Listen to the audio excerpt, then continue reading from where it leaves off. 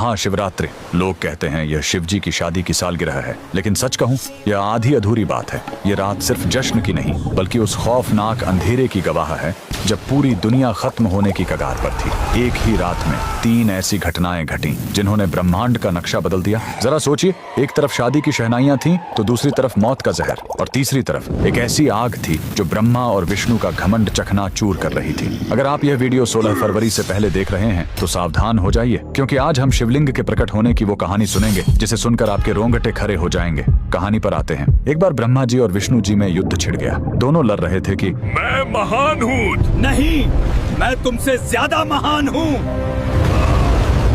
उनका यह घमंड जब दुनिया का संतुलन बिगाड़ने लगा, तब अचानक उनके बीच एक विशाल अनंत अग्नि स्तंभ प्रकट हुआ। वह आग का एक ऐसा खंभा था जिसका न कोई शुरुआत था न अंत। उस स्तंभ से एक भारी आवाज आई, जो मेरे आखिरी सिरे को खोज लेगा वही महान होगा।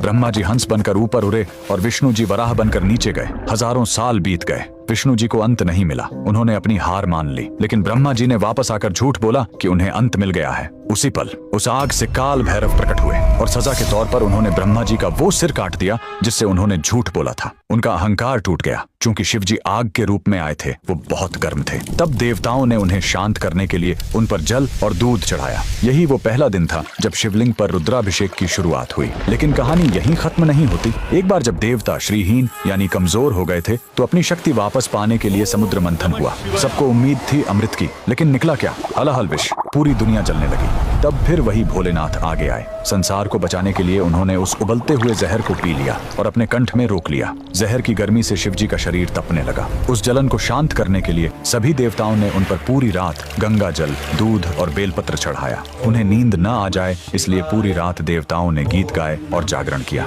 यही वजह है कि महाशिवरात्रि पर हम पूरी रात जागते हैं। लेकिन रुको, यह रात इतनी डरावनी भी नहीं है। इसी रात प्रेम की जीत भी हुई थी। जब माता सती ने अपने प्राण त्यागे थे तो शिव जी पूरी तरह टूट गए थे। वो वैरागी बन गए, दुनिया छोड़कर समाधि में चले गए। तब माता सती ने पार्वती के रूप में जन्म लिया। उन्होंने हजारों साल तक कठोर तपस्या की, सिर्फ अपने शिव को वापस पाने के लिए। आखिरकार भोलेनाथ पिघले। इसी महाशिवरात्रि की रात वो वैरागी फिर से दूल्हा बना और शिव शक्ति का मिलन हुआ। तो इस 16 फरवरी जब आप शिवलिंग पर लौटा भर जल चढ़ाएं, तो याद रखिएगा, आप उस आग को शांत कर रहे हैं और उस जहर के दर्द को कम कर रहे हैं। कमेंट में लिखें हर हर महादेव।